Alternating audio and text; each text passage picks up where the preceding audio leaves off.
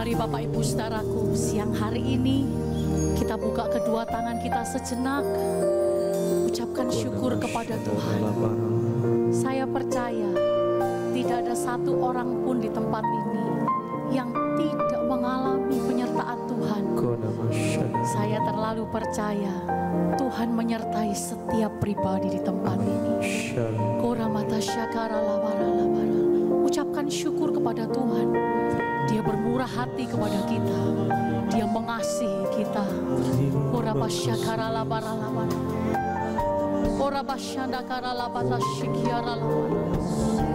Thank you Lord Jesus. Terima kasih Yesus.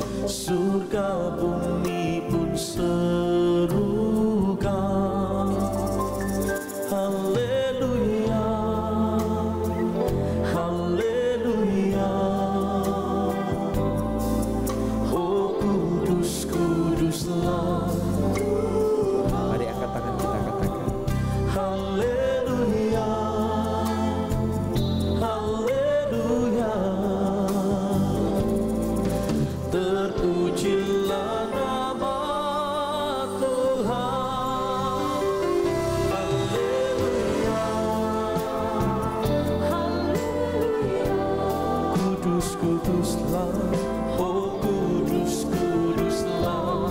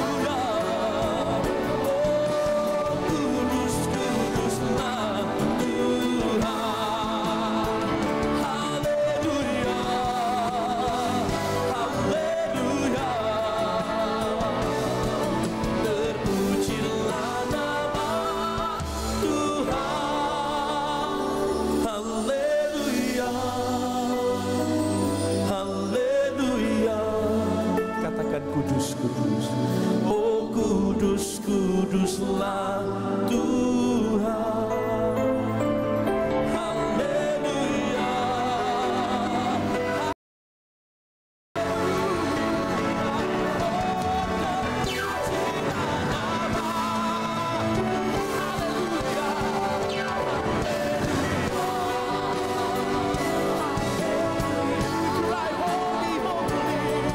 Oh kudus, kuduslah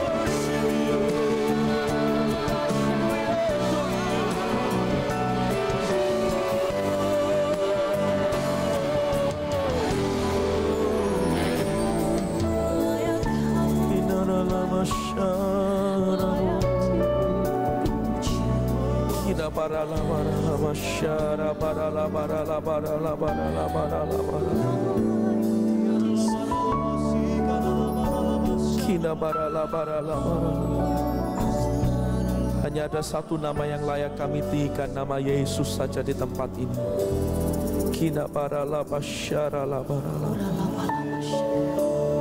Mari angkat kedua tangan kita bersama Bapak Saudara. Mari berkata-kata dalam bahasa roh dan menyembah Tuhan.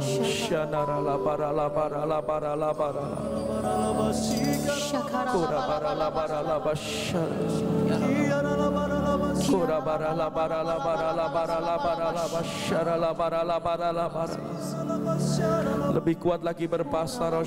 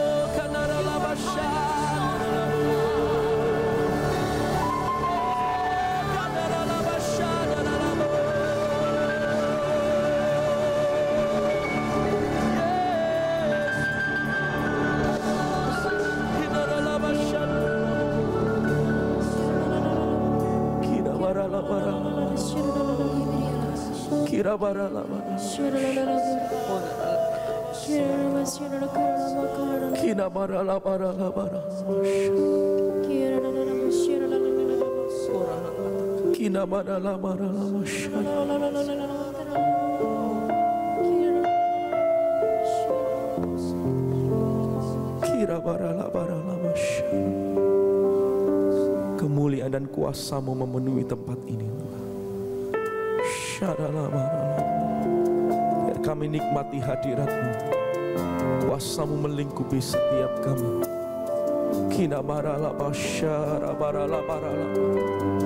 Mari bebaskan roh kita menyembah. Kina barala bashara barala barala.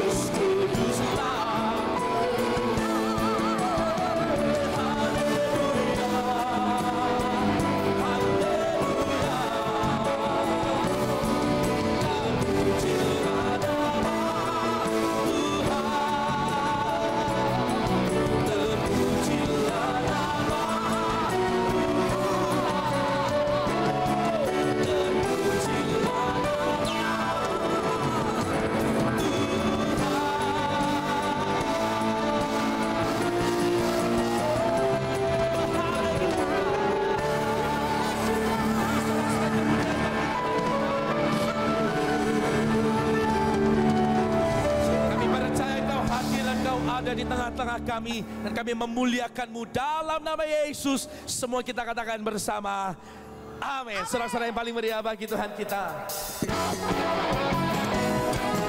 Dialah yang dahsyat, Dia luar biasa. Keperkasaannya menyertai kita, amin. Bukan dengan kuat, bukan dengan kuat gagahku, namun karena kasih-Mu. Kau yang menebus jiwaku. Lewat badai tak ku ragu, karena Kau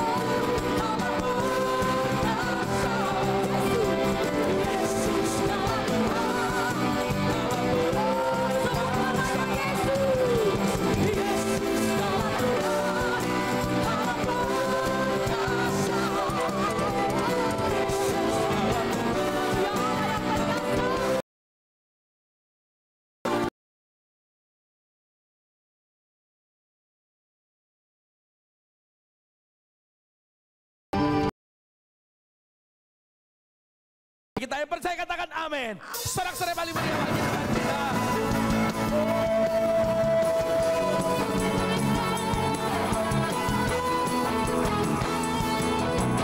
Mari Tuhan pemenang sama-sama nyanyikan. Lebih dari pemenang dalam segala perkara, iblis tak dikalahkan oleh kuasa darahnya. Jika Allah di pihak kita, siapa dapat melawan? Kita lebih katakan lebih dari pemenang. Lebih dari pemenang dalam segala perkara, iblis tak dikalahkan oleh kuasa darahnya. Jika Allah di pihak kita, siapa dapat melawan?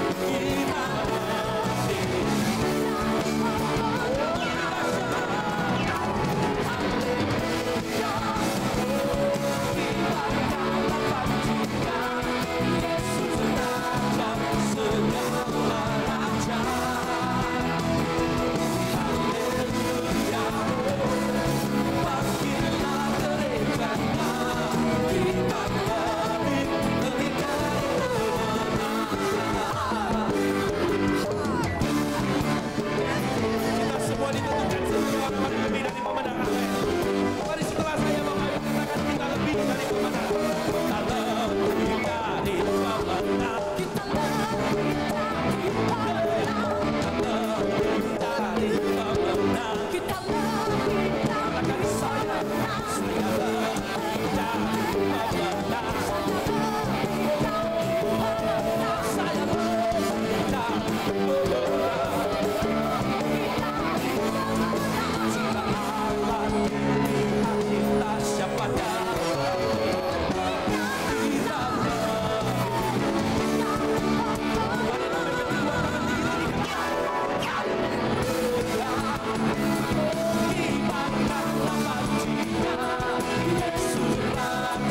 segala raja.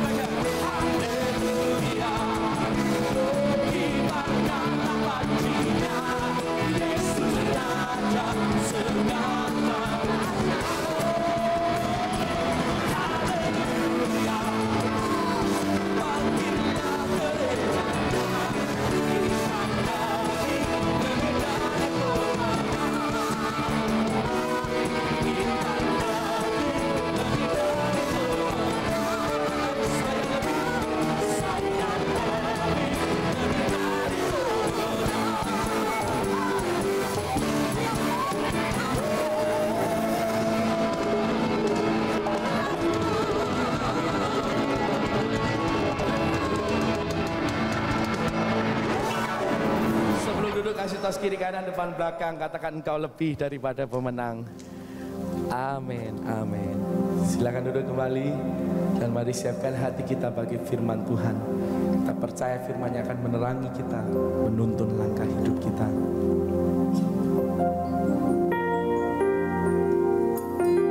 Jesus,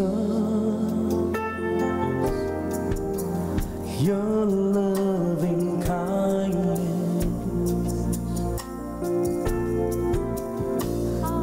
so blessed by all that you've done, this life that you gave.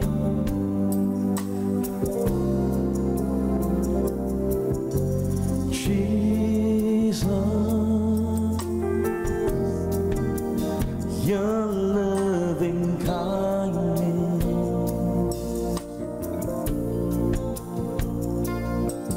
His life that's changing my heart and drawing me to you. Your love is better than life. I know it well. And I'll find all that I need in you. In you. Your love is better than life. I know it well. And I'll find all that I need in you. In you. Jesus, your loving kindness, I'm so blessed by all that you've done, this life that you gave. Come on, say Jesus. Jesus, your loving kindness,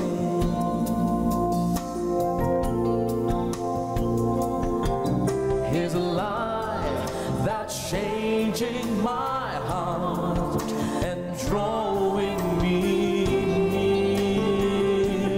to you. Your love is better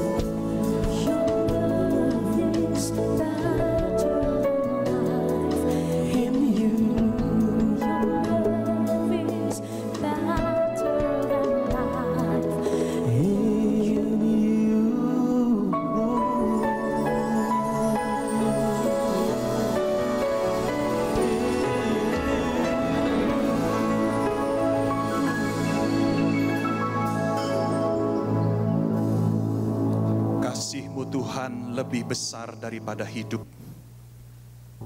Itu sebabnya Engkau tidak menyayangkan nyawa-Mu sendiri. Itu sebabnya Engkau mau naik ke atas kayu salib, mati di dalam sengsara menebus dosa kami. Tuhan, terima kasih karena melalui lagu ini Tuhan kami diajarkan satu perkara penting, bahwa tidak ada kasih sejati, kasih sempurna yang kami dapatkan di luar Engkau. Hanya di dalam Kristuslah kami dapat memperoleh kasih yang memuaskan, yang melegakan, dan yang memerdekakan hidup kami. Terima kasih Tuhan, karena di dalam perjalanan iman kami bukan pertama-tama kami yang mencari Tuhan, tetapi Tuhan yang lebih dahulu mencari kami.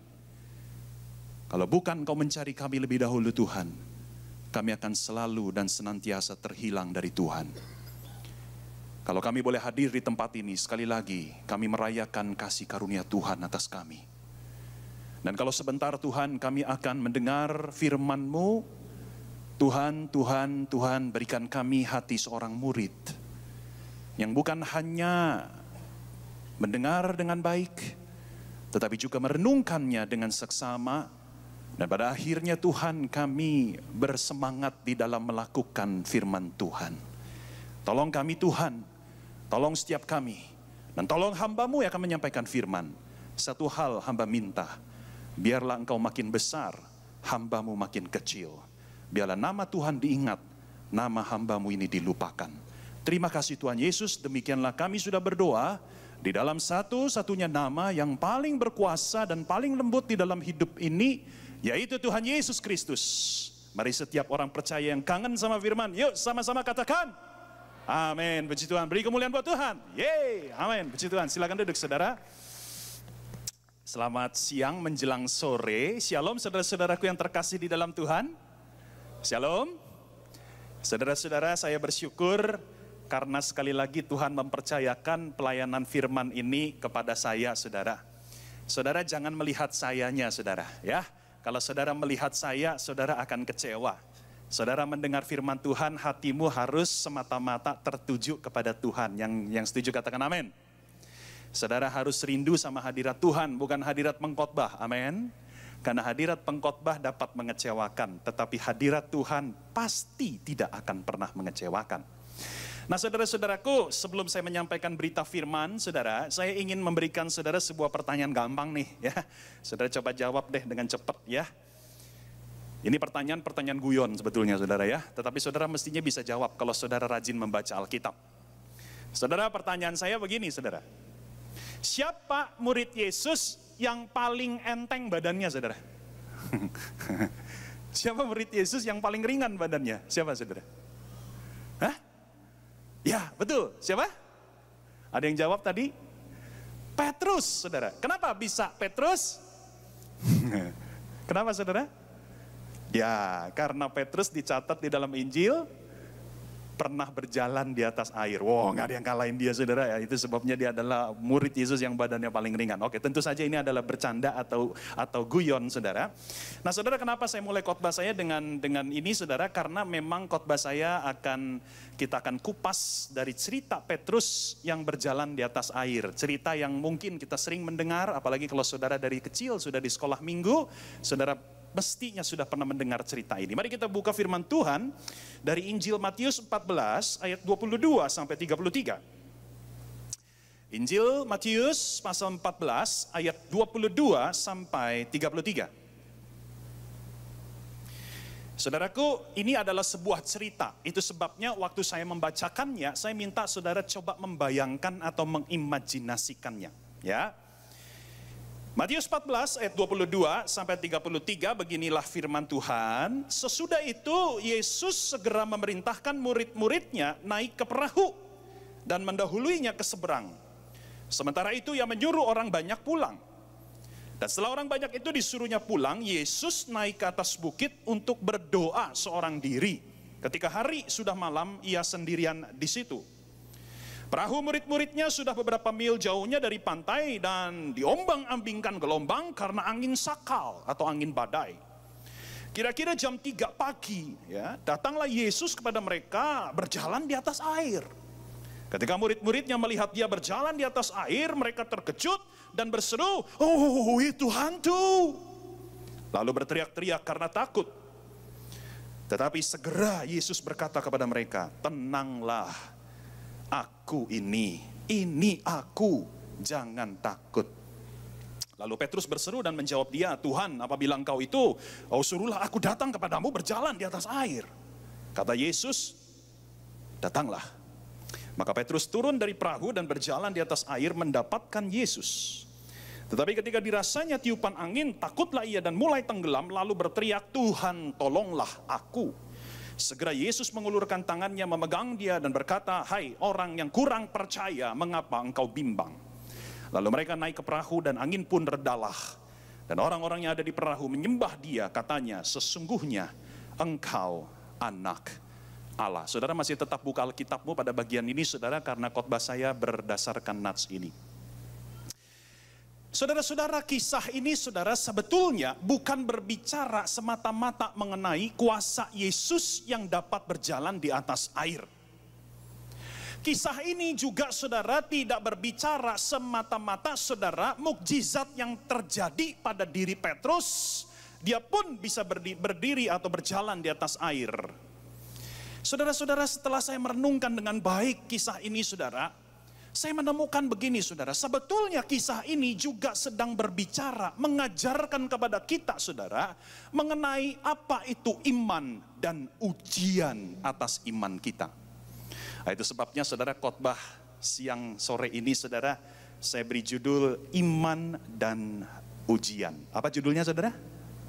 Yes, Iman dan Ujian.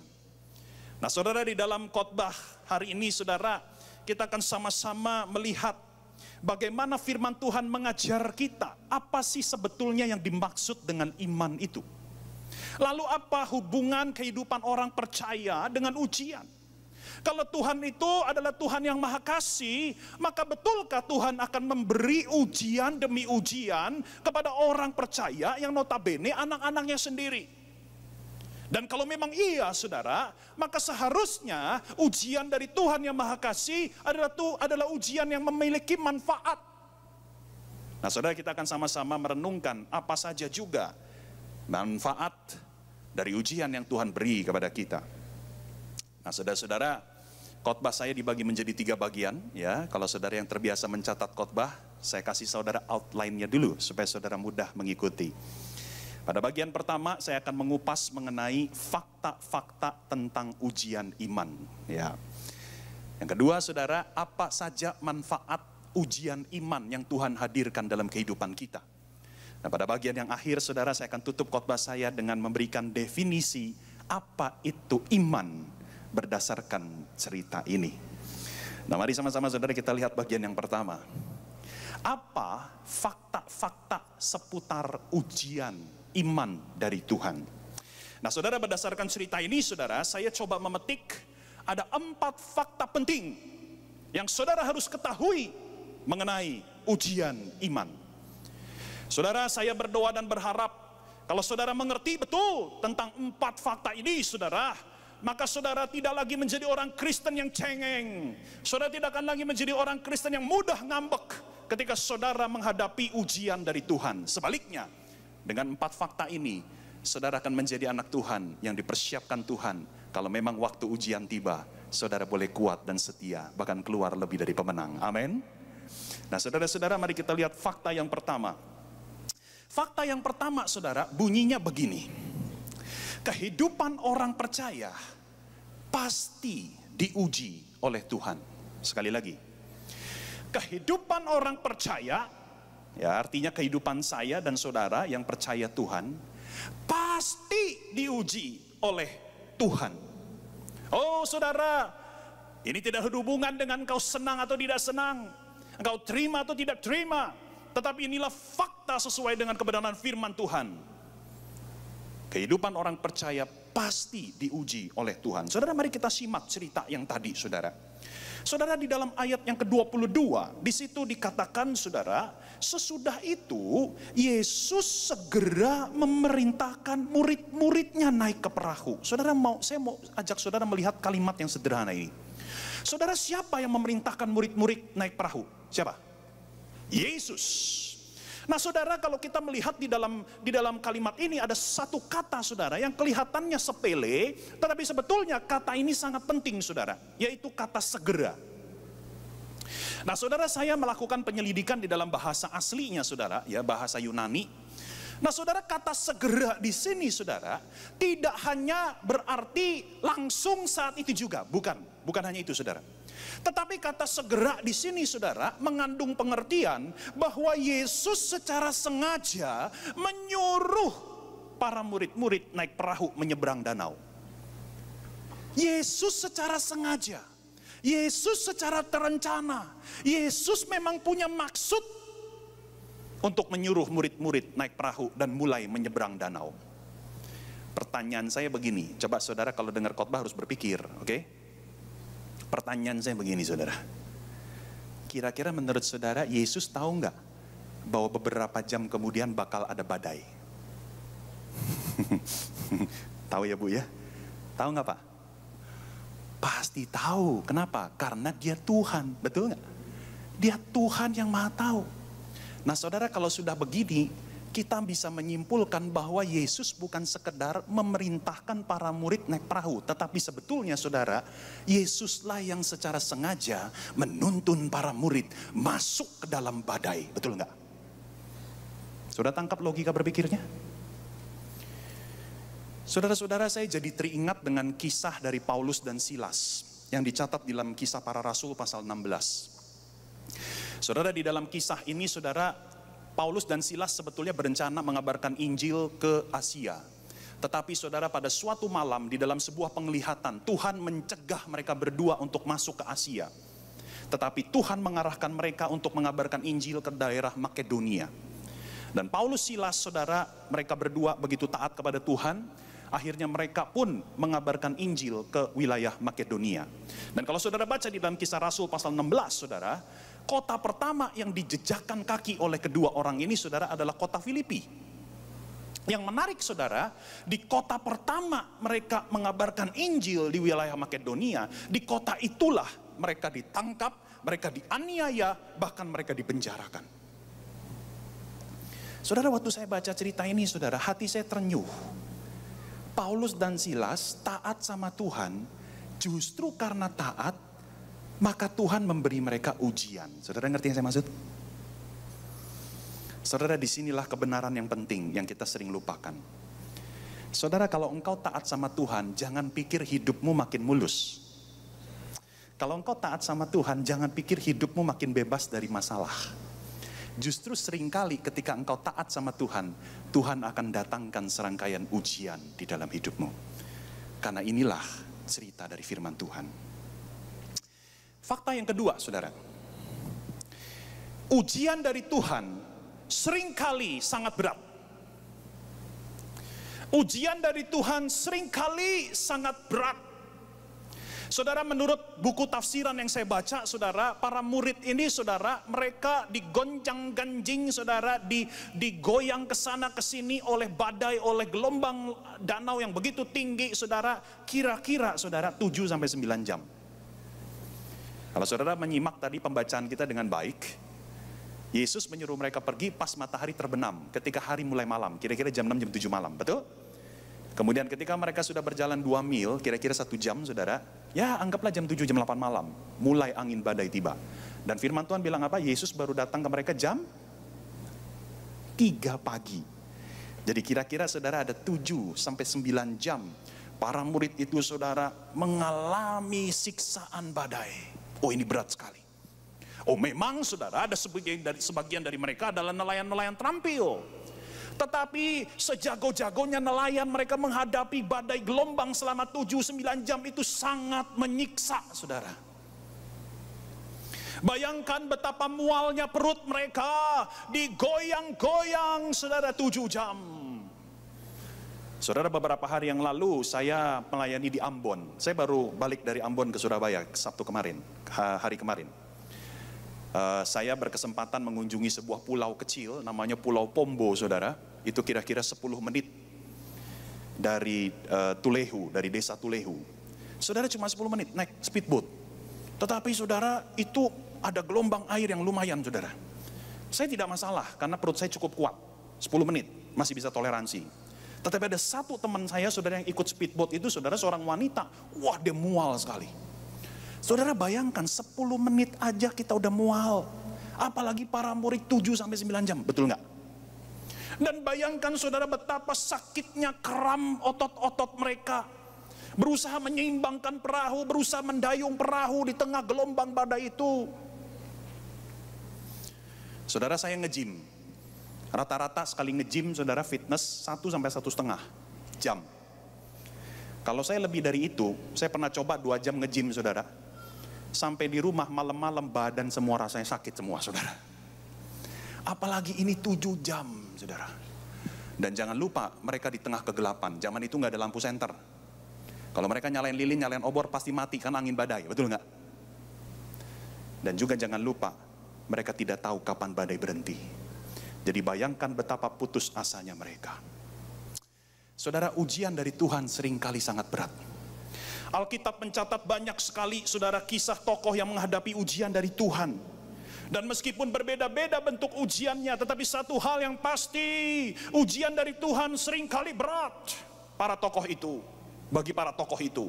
Sebut saja Nuh yang harus membangun bahtera besar di tengah ejekan masyarakat. Abraham yang harus mengorbankan anaknya yang sulung, anak yang kandung, anak yang tunggal. Musa yang harus menantang Raja Firaun, pembesar tinggi dari kerajaan Mesir.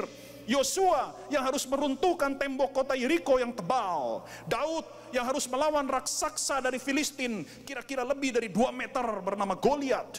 Elia yang harus menghadapi ratusan nabi Baal. Daniel yang harus memilih taat kepada Tuhan atau dimakan hidup-hidup oleh singa-singa yang lapar. Nehemia yang harus membangun kembali tembok Yerusalem. Paulus yang harus mengalami penganiayaan saat memberitakan Injil.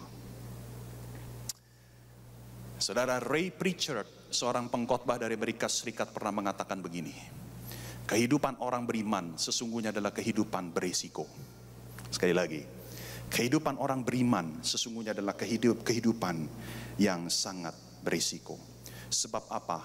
Kalau engkau sungguh-sungguh anak Tuhan, Tuhan akan menghadirkan rangkaian ujian untuk menantang engkau, untuk mendewasakan engkau, untuk membuat engkau keluar dari kenyamananmu. Karena kenyamanan akan membuai, kenyamanan akan membius, kenyamanan akan melemahkan engkau. Tetapi ujian dari Tuhan akan menguatkan, mendewasakan, mematangkan, dan menyadarkan engkau. Fakta yang ketiga, semakin kita maju dan tumbuh di dalam Tuhan, semakin kita mau mengasihi Tuhan, seringkali ujian semakin berat. Sekali lagi, semakin kita mau maju, kita mau bertumbuh, kita mau mengasihi Tuhan, justru ujian seringkali lebih berat. Saudara, saya mau ajak saudara membayangkan apa yang terjadi dengan Petrus ini, saudara. Saat melihat Yesus di atas air, Petrus langsung berkata, Tuhan, aku juga mau berjalan di atas air. Lalu Tuhan Yesus mengundang dia. Kemudian saudara, setelah mendapat izin dari Yesus, saya membayangkan Petrus dengan gagah berani keluar dari kapalnya. Dan dia mulai berjalan menjejakkan kaki saudara di gelombang air yang naik turun itu. Tetapi saudara, di ayat 30 kalau engkau baca, semakin Petrus dekat kepada Yesus, karena dia kan berjalan menuju Yesus, betul nggak? Ya, semakin dia dekat jalan ke Yesus, ayat 30 mengatakan, semakin kencang anginnya. Wow, menarik sekali. Saudara, semakin engkau mau cinta Tuhan, dengar baik-baik jemaat Betani, semakin kau mau cinta Tuhan, semakin kau mau tumbuh di dalam Tuhan, semakin kau mau dewasa di dalam Tuhan, semakin kau mau dekat dengan Tuhan, saudara dengar, justru ujiannya semakin berat. Pertanyaannya mengapa, saudara? Mengapa kita yang mau cinta Tuhan justru harus mengalami ujian yang semakin berat? Jawabannya sederhana, supaya memurnikan hatimu. Amin. Karena dengan ujian, kau belajar mencintai Tuhan apa adanya, bukan ada apa-apanya. Banyak orang Kristen ikut Tuhan, motivasinya keliru. Dia mau cinta Tuhan supaya hartanya bertambah. Dia mau cinta Tuhan supaya sembuh melulu dari sakit. Dia mau cinta Tuhan supaya dia beres melulu pekerjaan bisnisnya, saudara. Saudara, engkau akan diuji oleh Tuhan. Tuhan bisa saja menghadirkan penyakit dalam hidupmu. Tuhan bisa saja mengizinkan kau mengalami masalah ekonomi. Supaya apa? Sekali lagi, supaya memurnikan hatimu. Sehingga engkau bisa belajar mencintai Tuhan apa adanya, bukan karena ada apa-apanya. Fakta yang keempat, saudara. Respon kita terhadap ujian akan menentukan hasil yang akan kita alami. Respon kita terhadap ujian akan menentukan hasil yang akan kita alami, saudara. Saudara, di dalam peristiwa Petrus berjalan di atas air, kalau kita bagi ada 2 episode, saudara. Episode pertama ketika Yesus mengajak Petrus, datanglah. Apa respon Petrus, saudara? Respon Petrus adalah penuh iman. Itu sebabnya dia bisa berjalan di atas air. Tetapi saudara, ketika babak yang kedua, saudara, angin kencang mulai bertiup, kemudian Petrus mulai ragu, Petrus mulai takut. Disitulah imannya runtuh, saudara, dan yang terjadi dia mulai tenggelam. Punya iman, berjalan di atas air. Kehilangan iman, tenggelam di dalam air. Saudara, responmu terhadap ujian, itulah yang akan menentukan hasil yang akan kau alami. Kalau ketika engkau menghadapi ujian kehidupan, lalu engkau marah-marah sama Tuhan, lalu engkau tinggalkan Tuhan, lalu engkau kecewa setengah mati sama Tuhan, engkau kepahitan sama Tuhan, kau ngambek sama Tuhan, saudara dengar baik-baik, kau tidak akan pernah keluar sebagai pemenang. Tapi kalau engkau di dalam ujian, kau belajar setia, kau tetap pegang teguh imanmu kepada Tuhan, meskipun secara rasional kau tidak mengerti mengapa semua ini terjadi. Tapi kalau engkau tetap setia, maka engkau kelak akan keluar sebagai lebih dari pemenang. Amin. Yes. Nah, saudara-saudara, saya akan simpulkan 4 fakta penting ini, saudara, dalam sebuah definisi. Definisi dari ujian. Ujian adalah suatu kondisi yang tidak nyaman dan tidak mudah bagi kita, namun dihadirkan oleh Tuhan untuk mendewasakan kita. Saya ulangi, saudara, karena saya lihat ada beberapa yang mencatat. Apa itu ujian iman?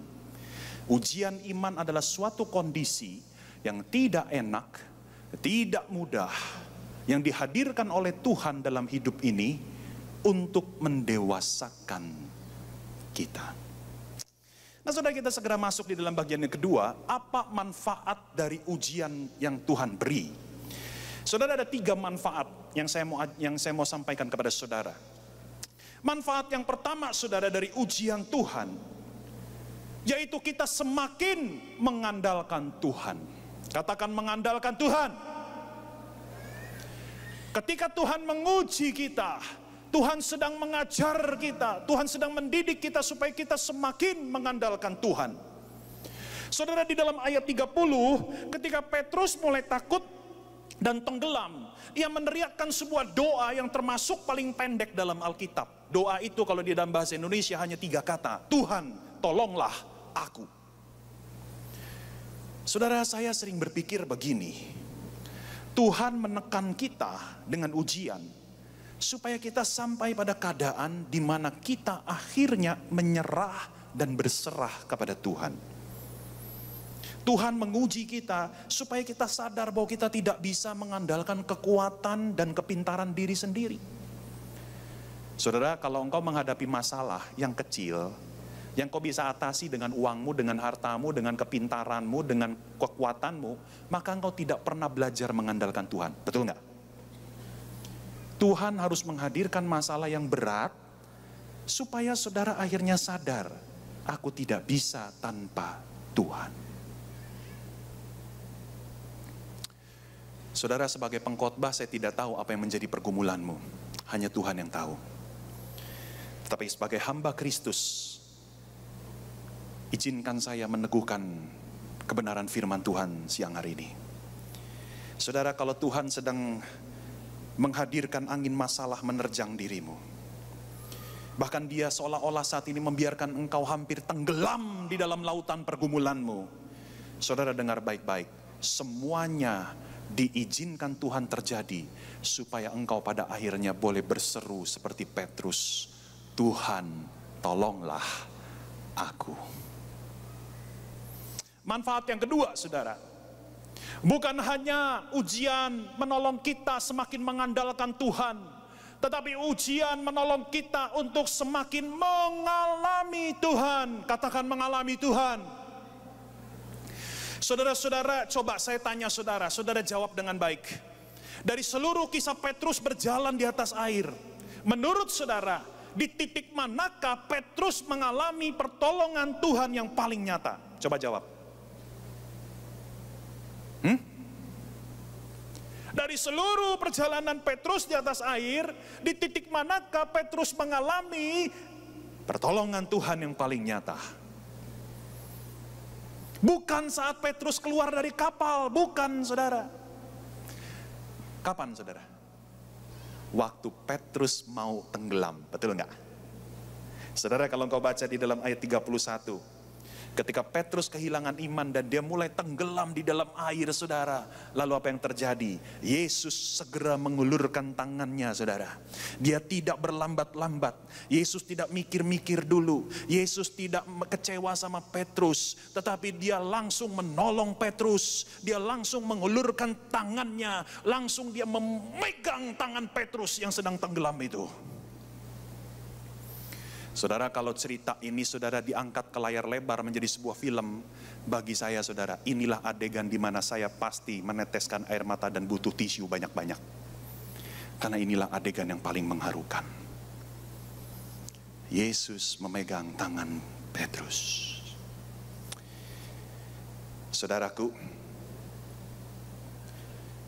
seringkali justru kita mengalami kebaikan dan kesetiaan Tuhan. Yang terbaik itu bukan pada saat kita sukses.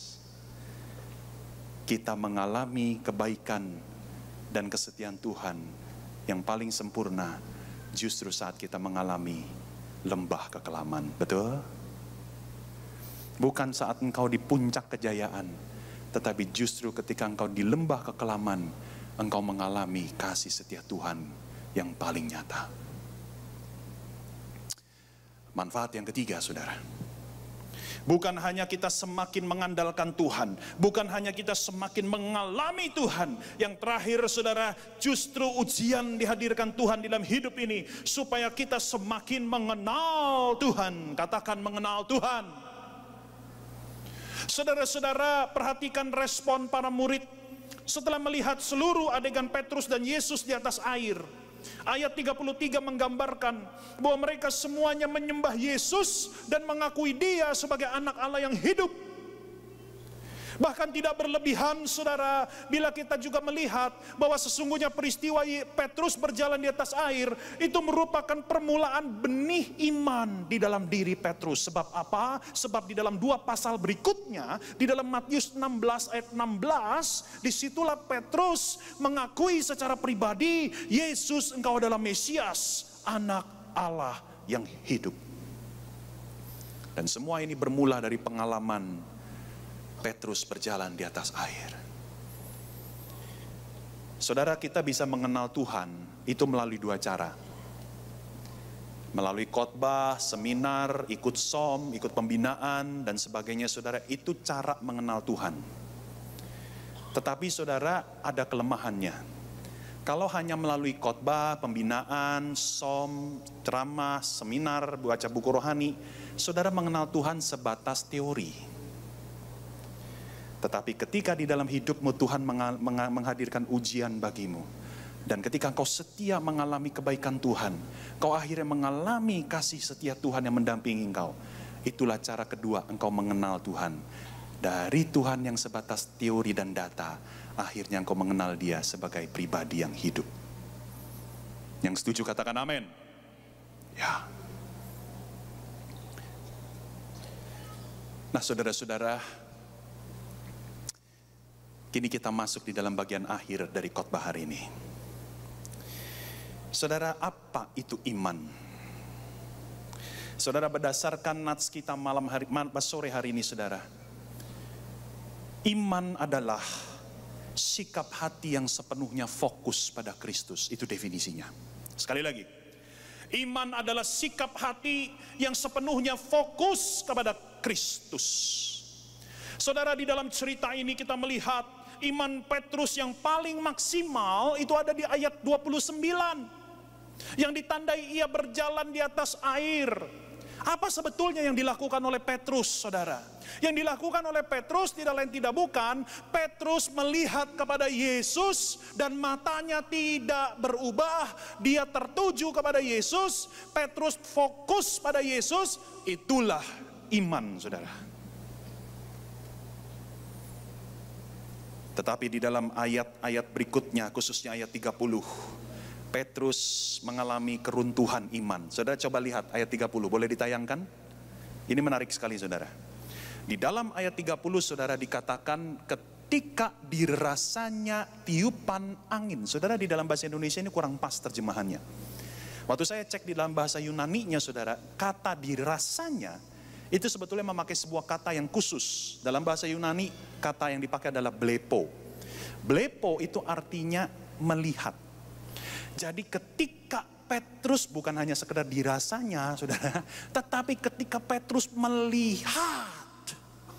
Jadi saudara bayangkan adegannya. Awalnya Petrus fokus sama Yesus. Dia berjalan kepada Yesus. Dia fokus pada Yesus, itu sebabnya dia bisa berjalan di atas air. Karena itulah iman. Tetapi ketika dia semakin dekat Yesus, lalu angin mulai kencang. Dan firman Tuhan mengatakan apa? Dilihatnya. Artinya apa, saudara? Dia mulai tidak fokus pada Yesus. Dia mulai lihat ke kiri ke kanan. Dia mulai lihat, aduh anginnya kencang bener. Aduh gelombangnya kok tinggi banget. Disitulah dia mengalami keruntuhan iman. Saudara, penjelasan ini saudara sekali lagi meneguhkan definisi iman. Iman adalah sikap hati yang fokus pada Kristus. Kalau saudara kehilangan iman, artinya saudara kehilangan fokus melihat kepada Kristus. Saudara-saudara,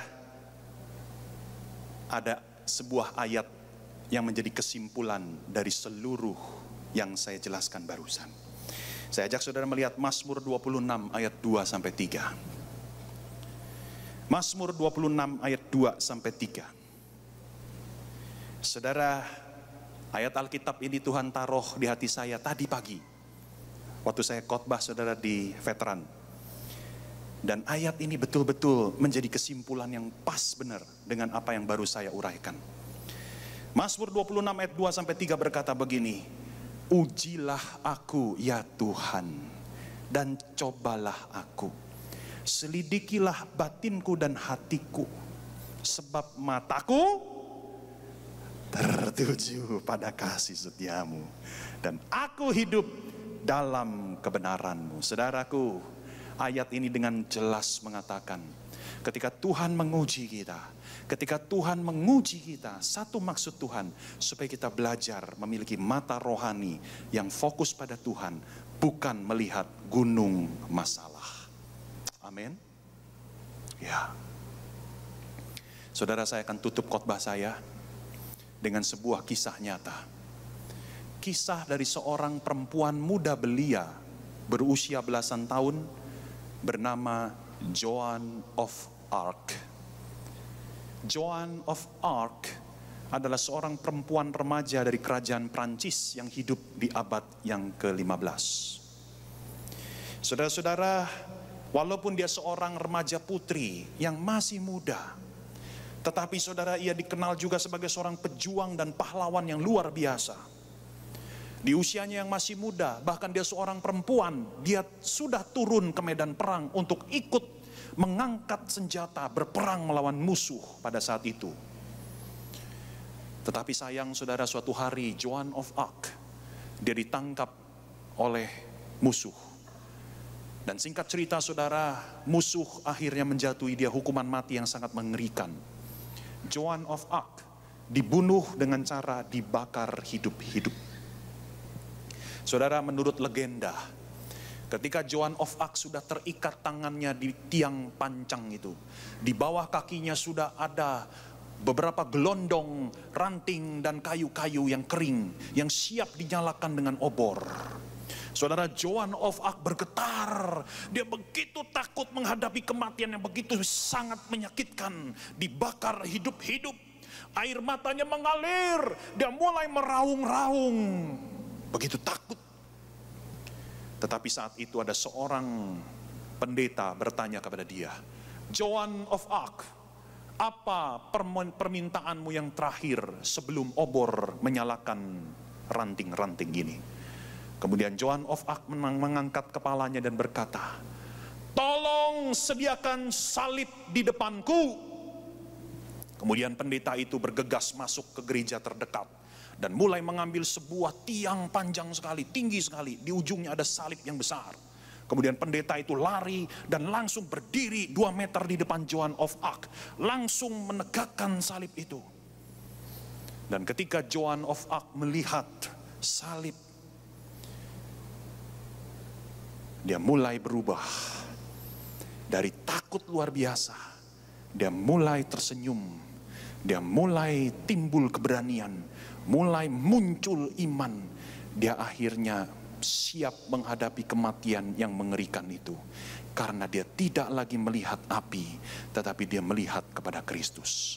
Dia tidak lagi melihat kepada hukuman, tetapi dia melihat kepada salib Kristus yang menguatkan dia. Saudara-saudara, itulah iman. Saudaraku, mari, biarlah kita boleh menjadi anak-anak Tuhan yang memiliki sikap hati yang fokus pada Kristus. Apapun badai kehidupan yang sedang saudara alami saat ini. Mari tundukkan kepalamu saudara. Saya minta teman-teman tim ibadah boleh maju ke depan. Sebentar tim ibadah akan menyanyikan lagu Ku Mau Cinta Yesus. Saya undang saudara sekalian untuk tetap tenang di hadapan Tuhan dan mulai berdoa secara pribadi di hadapan Tuhan.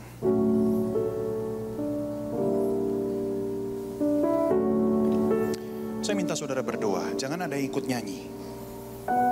Saudara berdoa dulu, bangun responmu kepada Tuhan. Sekali lagi saudara, saya tidak tahu apa yang menjadi pergumulanmu saat ini. Tetapi saya percaya Tuhan saya ada di tengah-tengah kita. Dan melalui firman-Nya pada siang sore hari ini, Tuhan sedang meneguhkan, anakku, jangan kau khawatir. Kalau saat ini kau mengalami ujian-ujian iman, aku sedang mendatangkan kebaikan di dalam hidupmu. Saudara berdoa dalam hati. Ku mau cintai Yesus selamanya. Saudara berdoa, jangan ada yang ikut nyanyi. Ku mau cintai Yesus selamanya. Amin. Ya Tuhan, ya Tuhan. Meskipun badai silih berganti dalam hidupku, ku tetap cintai Yesus selamanya. Benar Tuhan, ajar kami mencintai Engkau. Ku mau cintai Yesus selamanya. Kalau hari-hari ini Engkau mengalami pergumulan yang berat, Ku mau datang kepada hadirat Tuhan, bawa semua pergumulan. Sebab Tuhan kita bukan Tuhan yang jauh di sana. Tuhan kita adalah Tuhan yang Immanuel, Tuhan yang begitu dekat, dan Tuhan yang begitu peduli atas kehidupan kita. Saudara, jangan engkau ngambek, Jangan kau putus asa, jangan kau lari dari Tuhan. Sebaliknya, mari datang kepada Tuhan, datang kepada Dia. Minta Tuhan beri engkau kekuatan, minta kepada Tuhan supaya engkau belajar mengandalkan Dia, supaya engkau semakin mengalami Dia dan engkau semakin mengenal Dia. Berdoalah kepada Tuhan, saudara-saudara. Amin.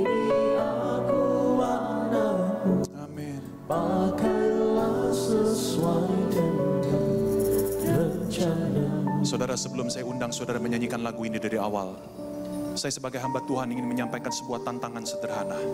Siapa di antara saudara yang setelah mendengar firman Tuhan, sungguh-sungguh kau merasakan Roh Kudus bekerja dalam hatimu? Dan siapa di antara saudara yang hari ini mau berkata, Tuhan, tolong aku.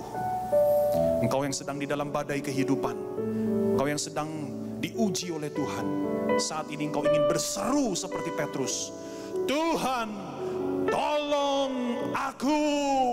Aku ingin mengalami pertolongan-Mu Tuhan di tengah ujian-ujian ini. Siapa yang berkata begitu?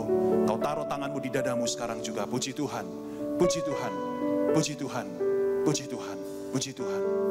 Ku mau cinta Yesus selamanya. Ku mau cinta Yesus selamanya. Meskipun badai silih berganti dalam hidupku, ku tetap cinta Yesus selamanya. Mari sama-sama yang mau cinta Yesus serukan, mau cinta Yesus selamanya. Ku mau cinta Yesus selamanya. Meskipun badai silih berganti dalam hidupku, ku tetap cinta Yesus. Saya undang jemaat sekalian bangkit berdiri. Katakan, ya Bapa, Bapa, Bapa, ini aku anakku, layakkanlah seluruh hidupku.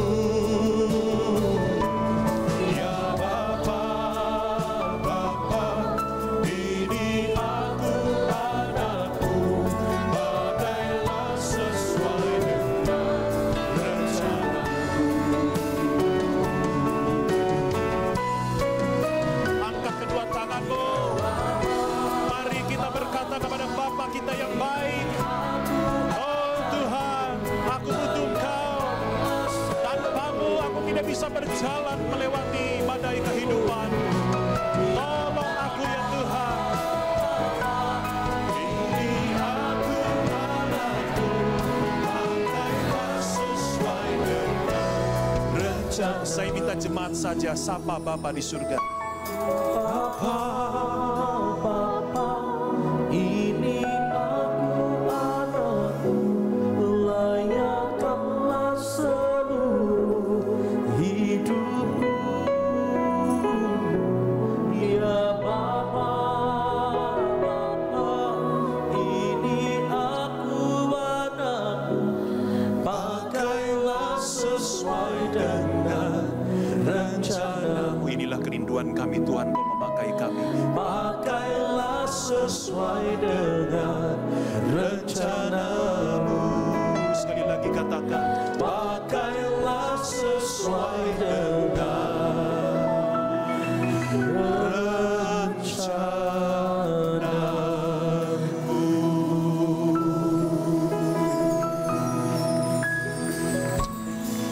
Ya Tuhan, kami bersyukur karena melalui firman-Mu hari ini, sungguh Tuhan, sekarang kami sadar bahwa ujian dari Tuhan adalah bentuk kasih sayang Tuhan kepada kami. Ketika Engkau menguji kami, sesungguhnya Engkau sedang memurnikan kami. Ketika Engkau menguji kami, sesungguhnya Engkau mau kami belajar mengandalkan Engkau dan bukan kekuatan kami sendiri. Ketika Engkau menguji kami, Engkau sedang membuat kami semakin mengalami dan mengenal Engkau, Tuhan yang hidup. Terima kasih Tuhan untuk firman-Mu. Tuhan, namamu berdoa, teguhkanlah, meteraikan firman-Mu di dalam hati setiap kami. Terpujilah namamu. Sebentar kami akan semeja bersama dengan Kristus. Arahkan hati kami, siapkan jiwa kami. Kami mau menikmati perjamuan ini hanya di dalam namamu yang kudus, yang indah, yang agung, Yesus Kristus. Kami semua sudah berdoa. Mari setiap orang percaya yang bersyukur katakan amin. Puji Tuhan. Silakan duduk, kita siapkan diri untuk perjamuan kudus.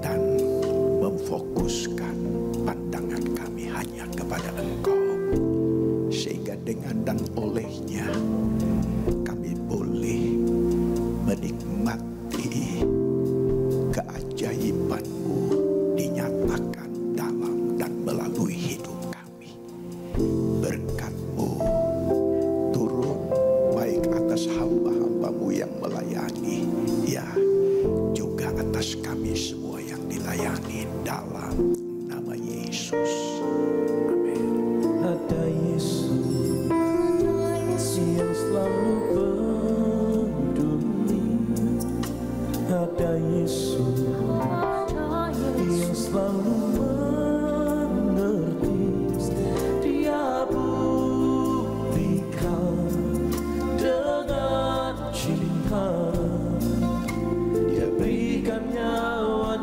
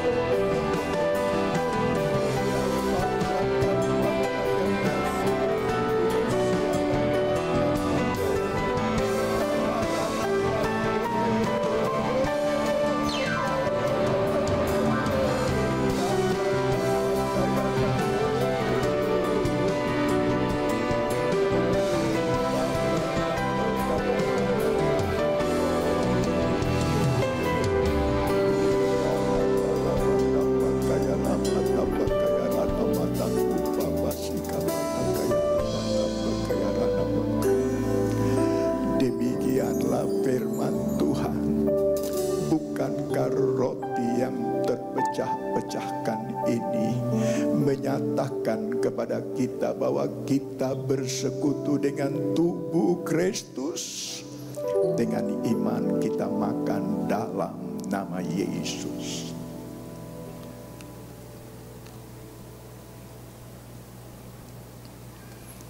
Angkat cawan. Di mana mata kaya namamu. Kumarana sika mata kaya namaku. Amasika mata taku. Amastika marana. Oh riala masika mata kaya namaku. Haleluya, haleluya. Demikianlah firman Tuhan, bukan kacauan berkat yang diberkati dalam nama Yesus, menyatakan kepada kita bahwa kita bersekutu dengan darah Yesus. Dengan iman kita minum dalam nama Yesus. Letakkan cawan, buka kedua tanganmu, dan mari kembali kita angkat penyembahan yang lebih baik lagi kepada Dia yang patut dan layak pada ibadah ini.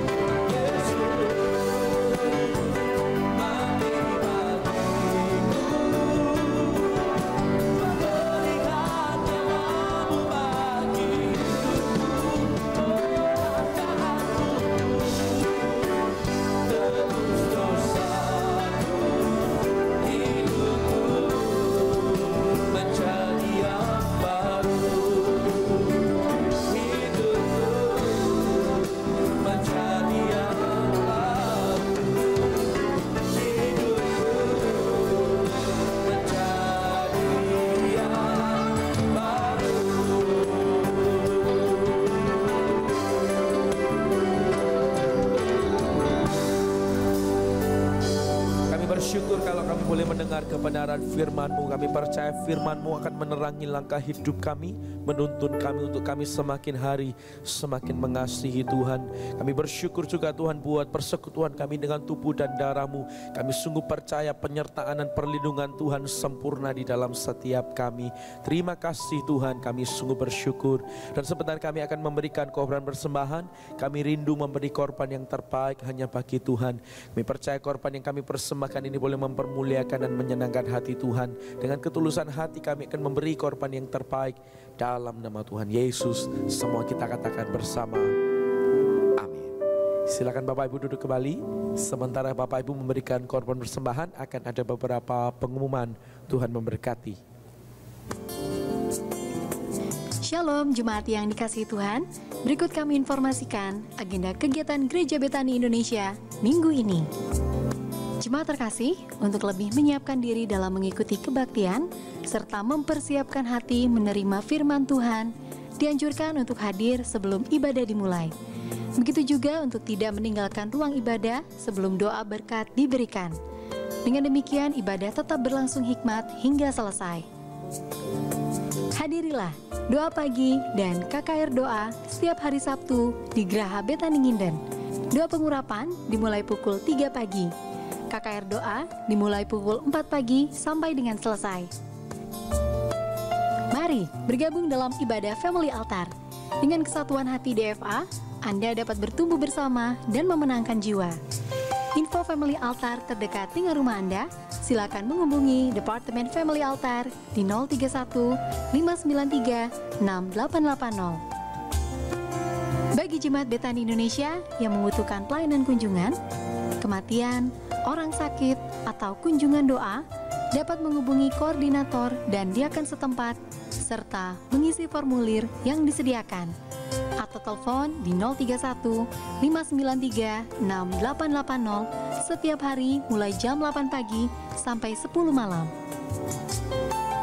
Hadirilah FAS Kota dan KKR Doa Malam, Kamis 26 Maret 2015 pukul 7 malam, yang akan dilayani oleh Pendeta Gilbert Lumoindong, bertempat di Main Hall Graha Betani Nginden. Info lebih lanjut hubungi 031 593 6880. Demikian jemaat terkasih, pengumuman untuk saat ini. Tuhan Yesus memberkati. Terima kasih.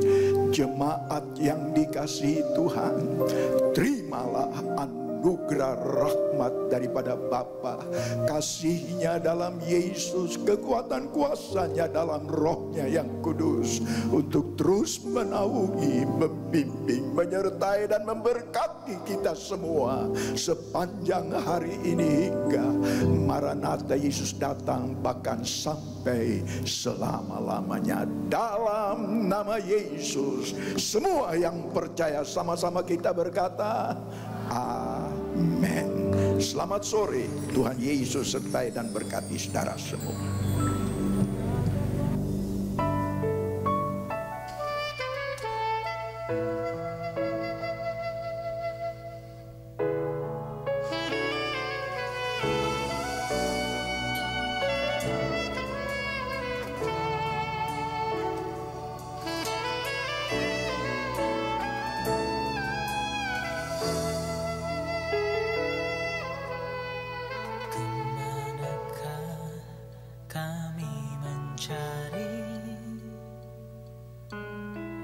Kasih sejati,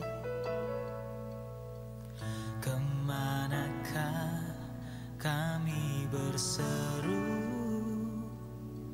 saat pada